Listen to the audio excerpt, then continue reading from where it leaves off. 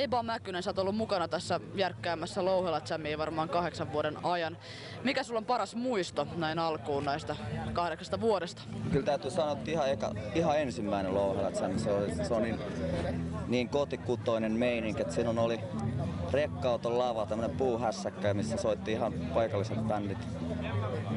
Se budjetti oli jotain muutamia satasia, että se on niinku siitä lähti.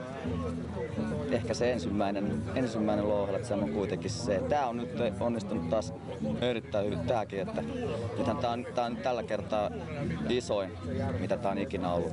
Nyt tähän tää sitten ainakin luulisin, että loppuukin, että tää ei enää kasvata. Louhela Jamin järjestää LV Romu eli Länsi-Vantaan Rockmuusikot ry. Kerro tästä yhdistyksestä vähän. Yhdistys koostuu lähinnä soittajista ja tämmöisistä aktiivihenkilöistä, jotka on kiinnostunut tämmöisestä järjestämisjutuista. Lähinnä niin kuin soittajia 5-6 semmoista erittäin aktiivijäsentä. Loput on semmoisia soittajatuttuja, jotka on niinku tässä yhdistyksessä muuten sitten mukana, jotka avittaa sitten taas näissä klubeissa sun muissa asioissa, että tulee ilmaiseksi soittaja ja niin edespäin.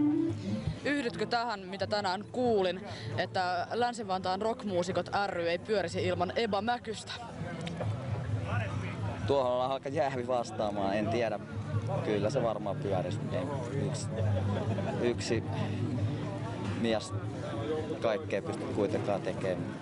Ehkä se on jotenkin henkilöitynyt näihin tiettyihin aktiivijäseniin.